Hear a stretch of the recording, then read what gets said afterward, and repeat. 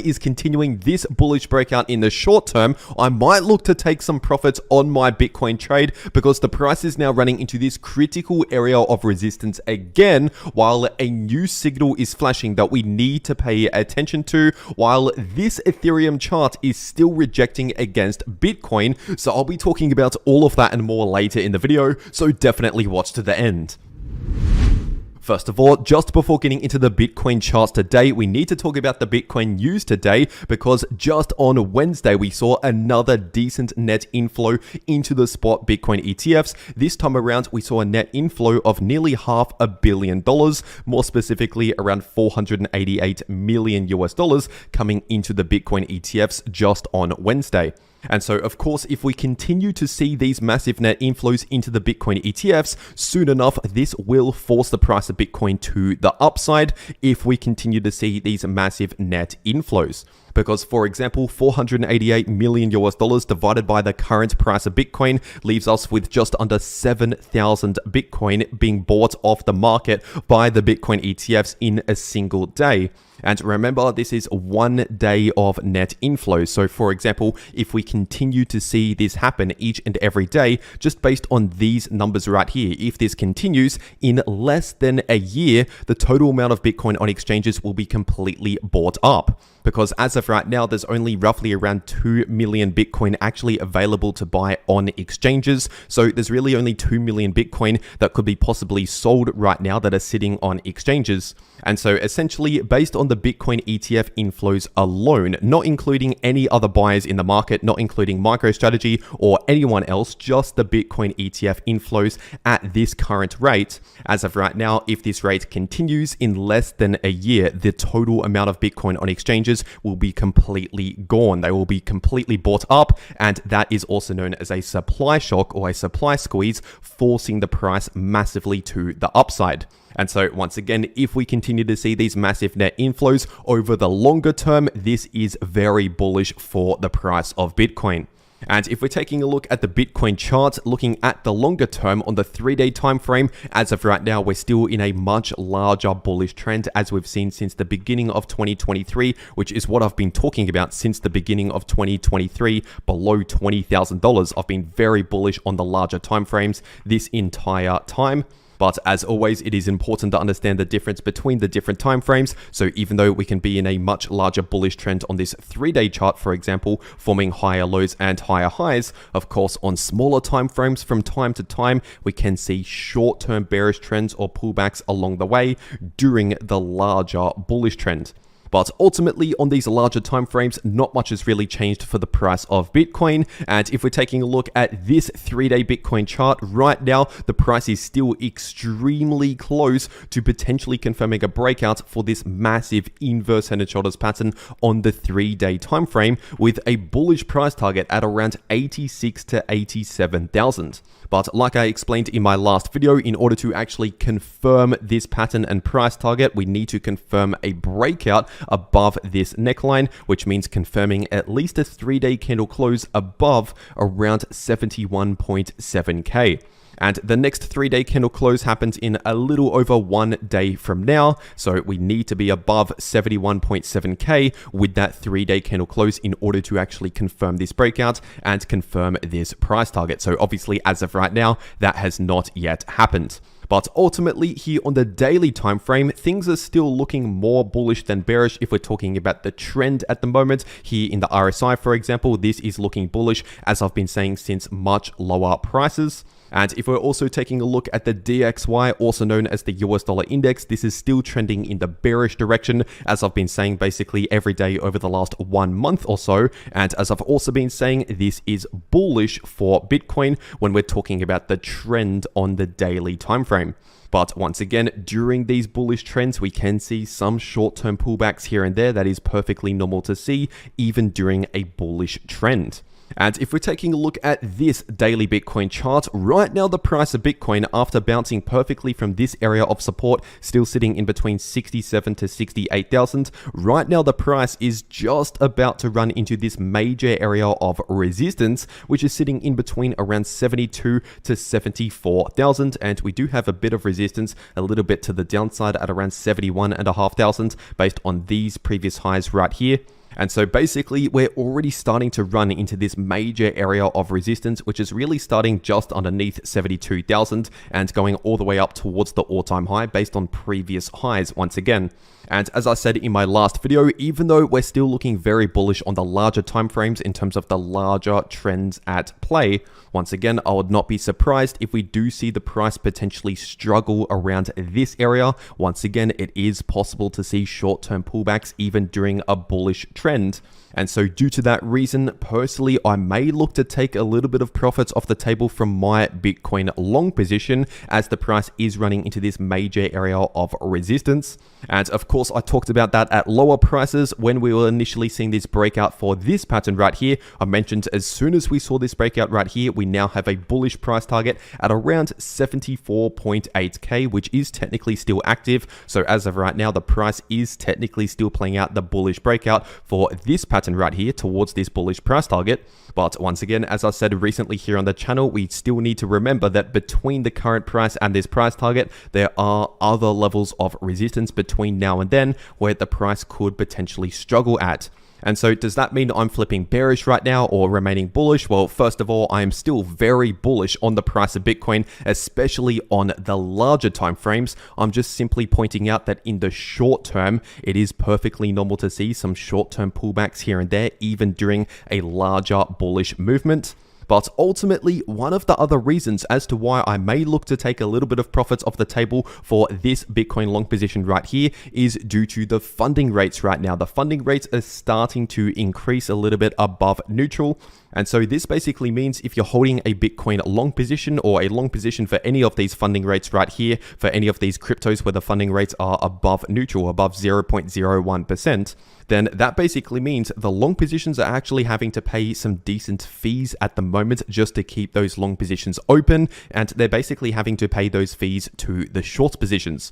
And so once again, while I'm keeping this Bitcoin long position open, I'm just paying those funding rates every 8 hours, paying those extra fees just to keep this long position open. And as the funding rates increase, obviously that makes it more and more expensive to actually open and maintain the long position. And because this long position right here is an inverse perpetual trade, which means it uses Bitcoin as the margin and it pays out the profits in Bitcoin, not US dollars or stablecoins. Essentially what that means is if I'm taking profits from this trade, I'm just basically deleveraging Bitcoin. I'm taking profits out of a leveraged long position into normal spot Bitcoin. So I'm still very much long on the price of Bitcoin. If you're talking about the spot market, I still hold a lot of spot Bitcoin and the profits are paid out in Bitcoin if I do take profits from this trade. And so I'm not actually selling Bitcoin for US dollars or anything like that, but I'll essentially just be deleveraging out of the trade into normal Bitcoin, especially if the funding rates continue to increase. And so that is simply just me being transparent with my trading strategy, talking about the reasons why I may take a little bit more profits off the table for this long position, but still continue holding Bitcoin because I'm still very bullish on the larger timeframes here. And if you want to take a trade just like this for yourself for any crypto, personally, I'm taking this trade over on Bybit. So I'll make sure to leave a link to Bybit down below this video in the description and in the pinned comment. And if you use that link down below this video to make a Bybit account and deposit on that account, then you can get up to a $30,000 deposit bonus, but only if you use that link down below this video. And also, if you use that link, it'll take you to this page right here where you can claim a 200 USDT airdrop position just by making a Bybit account using that link, making a deposit and claiming the airdrop. And so if you're going to be trading crypto anyway, you might as well check this out. Once again, first link down below this video. But for whatever reason, if you cannot access Bybit or if you cannot KYC on Bybit, there is also Bitflex, which is another crypto exchange similar to Bybit, but you don't need KYC for Bitflex. And so I'll also make sure to leave a link to Bitflex down below this video as an alternative crypto exchange. But once again, at least for now, this is still currently a $200,000 Bitcoin long position. So since my last video, I have not closed any part of this trade or taken any profits, but I have moved my stop loss a little bit further into profits since my last video. And once again, I'm just being transparent that potentially sometime soon, if we continue to struggle around this resistance, I may take a bit of profits off the table due to those higher funding rates. And with that being said, taking a look at the Bitcoin liquidation heat map, right now we do actually have a little bit of short-term liquidity to the upside at around 72,000. And so it is quite likely that sometime soon the price could hit around 72,000 to simply grab that liquidity right there. Usually the price likes to go towards where there's a lot of liquidity. And when it comes to downside liquidity, we do have one major level right here at around 70.3k. But with that being said, we still have more liquidity to the upside compared to the downside. And like I explained in my last video, on larger timeframes in the liquidation heat map, we have massive liquidity closer towards the all-time highs at around 73 to 74,000. And with that being said, taking a look at Ethereum on the daily time frame, and as of right now, and like I've said recently here on the channel, the price of ETH is kind of lacking momentum just in the short term, which is why we've been seeing basically a sideways consolidation. But with that being said, we have not invalidated the breakout for this falling wedge, because in order to do that, would have to break back below around 3.2k, which obviously has not happened. So as of right now, we still have a technical price target in play at around 40.70. And if we're taking a look at the 8-hour time frame, over the last one day, we've actually seen a breakout above this Fibonacci level of resistance, which is good news just in the immediate short term here. And right now, that should be acting as a bit of short-term support at around 38.20.